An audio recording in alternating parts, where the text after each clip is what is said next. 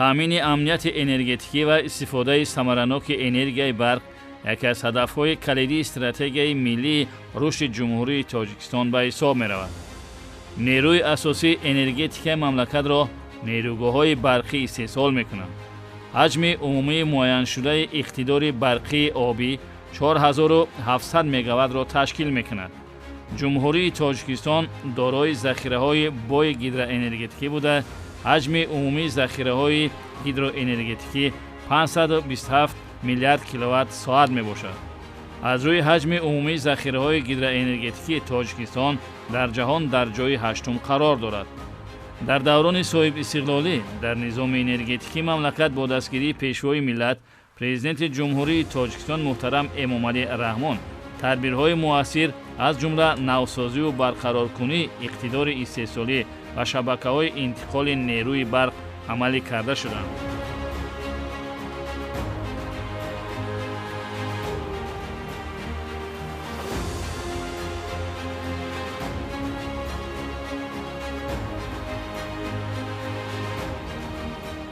таъмини сокинони ҷумҳурии Тоҷикистон бо нерӯи барқ яке аз ҳадафҳои стратегии ҳукумати ҷумҳурии Тоҷикистон ба ҳисоб рафта.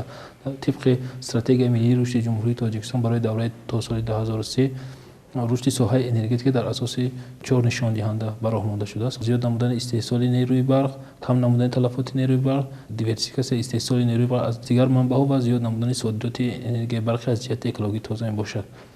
дар доираи ҳамин ҳадафҳо ҳамасола дар ҷумҳурии Тоҷикистон бунёду навсозии нерӯгоҳҳои барқӣ ва таҷдиди нерӯгоҳҳои амалкунанда ба роҳ монда шудааст.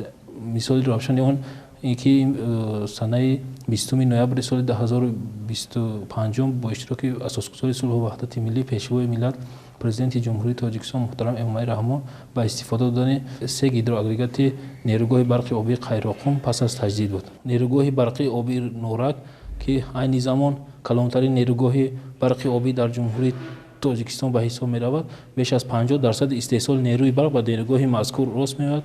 яъне истеҳсоли нерӯи барқ асосан дар фасли тирамоҳу зимистон дар кишвар аз нерӯгоҳи барқи обии Норак вобастагии зич дорад. бо фаро расидани фасли тирамоҳу зимистон резиши об дар дарёҳо кам мегардад ва ин табиист ки бо кам гардидани резиши об дар дарёҳо истеҳсоли нерӯи барқ низ коҳиш меёбад. дар фасли зимистон асосан об аз обанбори нерӯгоҳ ки сатҳи баландии он 910 метр аз сатҳи бар муайян шудааст, нерӯи барқ аз он истеҳсол мегардад ва чӣ қадаре ки масалан воридоти об кам мешавад ва ҳар 1 сантиметри обанбори Норак дар давраи тирамоҳу зимистон ҳисобӣ аст ва истеҳсоли нерӯи барқ дар дигар силсила нерӯгоҳҳои дарёи вахш аз ҷумла нерӯгоҳи барқи обии Боиқозин, нерӯгоҳи барқи обии Сангсуда 1, Сангсуда 2, нерӯгоҳи барқи обии Сарбанд аз партофти об аз нерӯгоҳи барқи обии Норак вобастагии зич дорад. истеъмолкунандагон ва тамоми сокинонро зарур аст ки барои кам кардани талафоти нерӯи барқ ва истифодаи сарфакоронаи он аз ҷумла тавассути истифодаи васеъи технологияҳои каммасраф кӯшиш намоянд. президенти ҷумҳурии Тоҷикистон муҳтарам Эмомалӣ Раҳмон.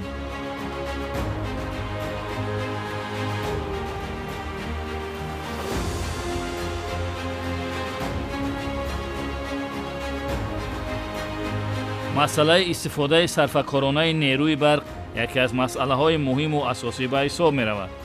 сарфакорона истифода бурдани нерӯи барқ ин маънои маҳдуд кардани истифодаи онро надорад. чуноне ба мушоҳида мерасад, то ҳол дар ҷомеа нафароне ҳастанд ки нисбат ба истифодаи дурусти нерӯи барқ бепарвоӣ зоҳир менамоянд. амали чунин ашхос албатта боиси нигаронӣ буда ба системаи энергетикӣ зиён ворид месозад.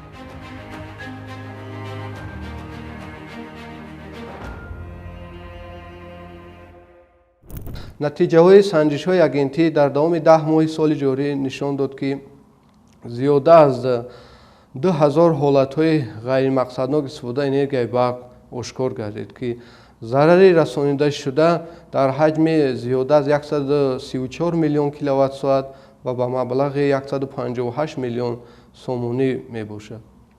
дар баробари ин зиёда аз 3000 парвандаҳои ҳуқуқвайронкии маъмурӣ нисбати шахсоне ки ба ғайримақсаднок истифода бурдани энергияи барқ ё ғайрисамаранок истифода намудани он парвандаҳои ҳукуматнокии маъмурӣ ба маблағи зиёда аз 1 миллион 400 ҳазор тартиб дода шудааст.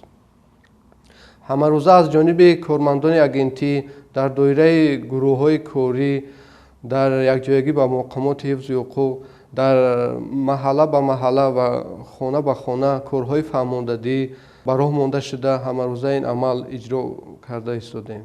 илова ба ин тавассути ширкатҳои мобилӣ зиёда аз 6 ширкати мобилӣ вобаста ба тағйиротҳои дар қонунгузории амалкунанда, яъне пурзур гардидани ҷавобгарӣ барои ғайриқонунӣ ва ғайримақсаднок истифода бурдани энергияи барқ ба зиёда аз 5 миллион муштариёни алоқаи мобилӣ SMS паём вобаста ба ин ирсол карда шудааст. дар баробари ин корхонаҳои саноатӣ ҳам зарур аст ки энергияи барқро сарфакорона истифода баранд. барои истифодаи энергияи барқ корхонаҳое ки тавоноии ғайрифаъолашон аз меъёр зиёд мебошад, ба онҳо дастур ва тавсия дода мешавад ки дастгоҳҳои ҷибронкунандаи тавоноии реактивӣ насб намоянд.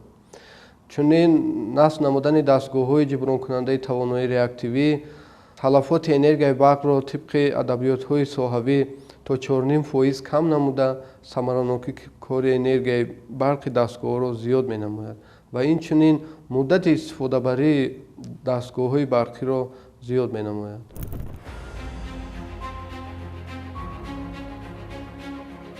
махсусан истифодаи сарфакоронаи нерӯи барқро ҳар як сокини мамлакат хусусан дар давраи тирамоҳу зимистон бояд хуб дарк намояд. агар ҳар як шаҳрванд нерӯи барқро сарфакорона истифода барад, дар обанборҳо ҳаҷми зарурии об захира гардида шаҳрвандон фасли зимистонро бемушкилӣ паси сар менамоянд. мо бояд ба маданияти истифода ва сарфакоронаи нерӯи барқу газ ва об эътибори ҷиддӣ диҳем. истеҳсоли энергияи барқ ба воридоти оби дарёҳо вобастагии калон дорад. ҳамасола дар фасли сармо воридоти маҷрои дарёҳо кам гардида истеҳсоли энергияи барқ камтар истеҳсол мегардад. дар баробари рушд кардани соҳаи энергетика дигар соҳаҳом рушд карда истоданд. яке аз ҳадафҳои стратегӣ ин санъатикунонӣ бо суръати кишвар буда, ҳадафи дигари стратегӣ ин расидан ба истиқлолияти комили энергетикӣ мебошад ки ин ду ҳадаф ба ҳамдигар зич алоқаманд мебошад. дар баробари рушд кардани соҳаи энергетика соҳаи саноат ҳам низ рушд карда истодааст. вобаста ба ин норасоии барқ ба назар мерасад. бинобар ин аз ҳамагонро зарур аст ки дар фасли сармо ба истифодаи сарфакоронаи энергияи барқ рӯҳ биёранд. ҳар як энергияи барқи сарфакорона истифода намудаи ҳар як муштарӣ ин имконият медиҳад ки ҷумҳурӣ ба яке аз ҳадафҳои стратегӣ зудтар расад. ин боиси имконият ба ҳадафҳои стратегӣ бошад я як таи дигар ин буҷаи оиларо ғанӣ мегардонад. истифодаи энергияи барқро ба мисоли як лампаи тафсон мисол биёрем. бар ивази як лампаи тафсони 100 ватта дар бозори имрӯза бисёр васеъ истифода мегарданд лампаҳои светодиоди 20 ватта ки бар ивази як лампаи тафсон 5 лампаи каммасрафи озиразамон истифода бурдан мумкин аст. аз тамоми истифодабарандагон ҳам хоҳиши ҳамин аст ки дар вақти истифодаи дастгоҳу таҷҳизоти барқӣ ҳам хуб маданияти истифодаи онро дарк кунанд. ба монанди дар муҳити хона истифода намудани яхдони барқиро нагузоштан дар назди тафдони барқӣ, яъне ки истифодабарии он дучанд зиёд буда самаранокии кори онро кам намуда боиси харҷи зиёди барқи иловагӣ мегардад. чунон ба ҳамагон маълум аст бо ташаббуси пешвои миллат президенти ҷумҳурии тоҷикистон муҳтарам эмомалӣ раҳмон дар қонунгузории ҷумҳурӣ тағйиротҳо ворид гардид. аз ҷумла дар кодекси ҷиноятии ҷумҳурии тоҷикистон ва дар кодекси ҳуқуқи маъмурии ҷумҳурии тоҷикистон тағйиротҳо ворид гардида барои ғайримақсаднок истифода бурдани энергияи барқ ҷавобгарӣ пурзур гардида, бинобар ин ҳамаи истифодабарандаганро зарур аст ки энергияи барқро мақсаднок ва сарфакорона истифода баранд.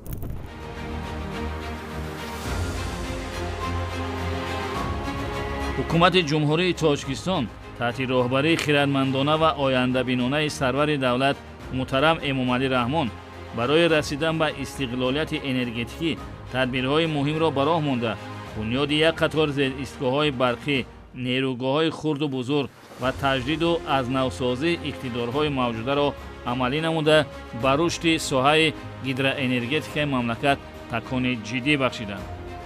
истифода аз дастгоҳҳои каммасрафи барқӣ ва саривақт пардохт намудани маблағи истифодаи қувваи барқ масъулияти баланди шаҳрвандӣ ва нақши ҳар як сокини мамлакат дар таъмини кори муназзами энергетикии мамлакат ва беҳтар гардидани вазъи таъминоти нерӯи барқ мебошад.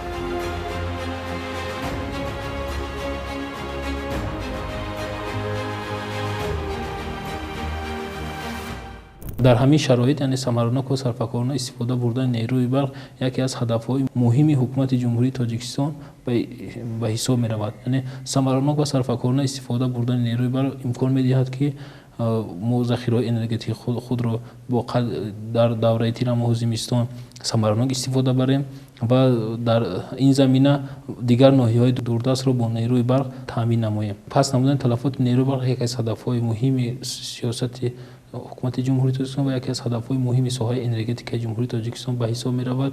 айни замон сатҳи талафот дар шабакаҳои тақсимоти барқ нигаронкунанда аст. айни замон дар ҷумҳурии Тоҷикистон дар минтақаҳое ки лоиҳаҳои ба кам намудани талафоти нерӯи барқ татбиқ шуданд, аз ҷумла дар вилояти мухтори Кӯҳистони Бадахшон, шаҳри Хуҷанд ва ноҳияи Синои пойтахт натиҷаҳо мусбатанд ва дар минтақаҳои фарогире ки аллакай лоиҳаҳо татбиқ шуданд талафот нерӯи барқ аз 6 то 8% ташкил медиҳад ва барои кам намудани талафоти нерӯи барқ дар дигар минтақаҳои ҷумҳурӣ корбари лоиҳаҳо татбиқ шуда истодаанд, аз ҷумла дар доираи лоиҳаи кам намудани талафоти нерӯи барқ дар шаҳри Кулло ва шаҳри Бохтари вилояти Хатлон ва дигар ноҳияҳои фарогир ё худ барномаи кам намудани талафоти нерӯи барқ дар як қатор шаҳру ноҳияҳои ҷумҳурӣ ба роҳ монда шудааст ки бо татбиқ шудани ҳамин лоиҳаҳо сатҳи талафот дар ҷумҳурӣ боз ҳам поён меравад.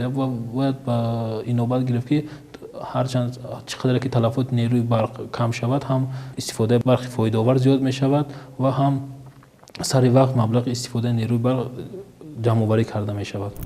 аксарияти муштариён яъне истифодабарандагон дар тавозуни худ дастгоҳу таҷҳизоти барқӣ доранд. ба ҳамаи инҳо дастур ва пешниҳод карда мешавад ки муоинаҳои техникии дастгоҳи барқиро сари вақт гузаронанд.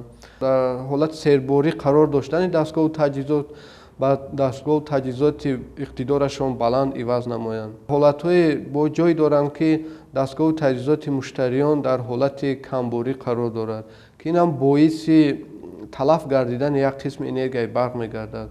ба ин муштариён ҳам дастур дода мешавад ки таҷҳизоти барқиашонро ба таҷҳизоти барқӣ иқтидораш камтар иваз намоянд. ҳамзамон хатҳои барқе ки фарсуда гаштанд, хатҳои барқиро ҳам таъмир карда ба хатҳои барқӣ бардориши бораш мутобиқ иваз намоянд. ин яке аз чорабиниҳои кам кардани талафот ба ҳисоб меравад.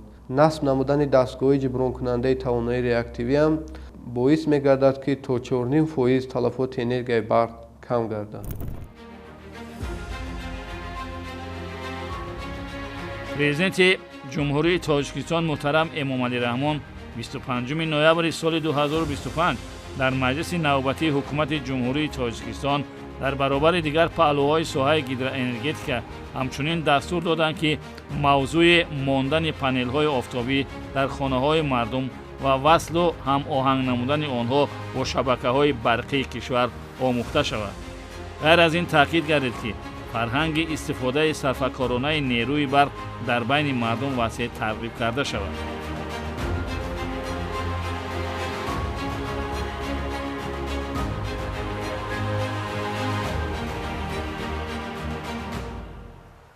бунёди нерӯгоҳҳои офтобӣ дар шароити тағйирёбии иқлим барои ҷумҳурии Тоҷикистон хеле муҳим арзёбӣ мегардад. асоси энергетикаи ҷумҳурии Тоҷикистон که گیدروانرژیک را تشکیل می‌دهد، یعنی زیاده از 95% استحصال نیروی برق با گیدروانرژیک راست می‌آید.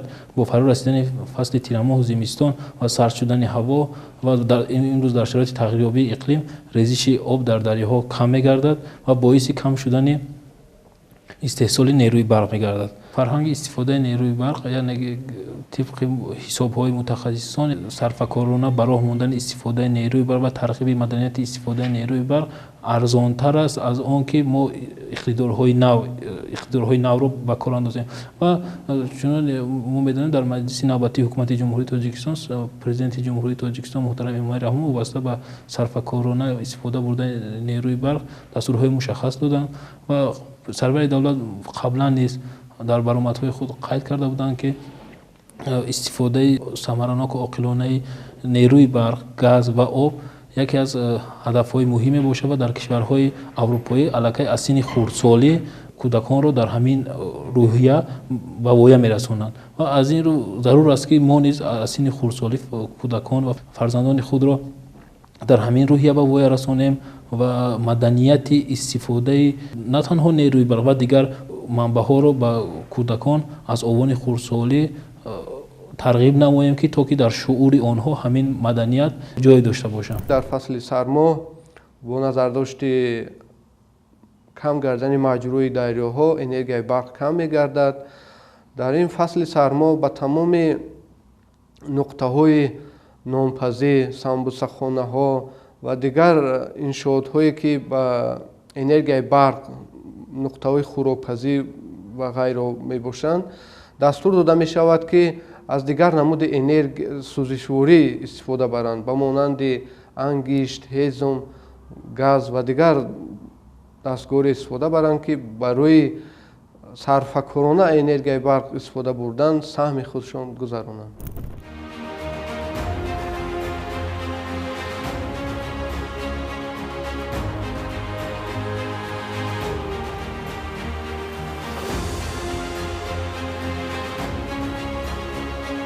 البته استفاده صرفه‌جویانه نیروی برق در برابر حفظ اقتدارهای انرژتیکی همچنین به بودجه عائله فایده می‌آورد و هم نیروی برق بیهوده صرف نمی‌گردد. برق محصولات است و یگان محصولات رایگان به دست نمی‌آید. از این رو پرداخت سریع مبلغ استفاده برق نشانه مدنیت بلند و قرض شهروندی است. در این کار مسئول هر یکی ما باید سهمگزار باشیم.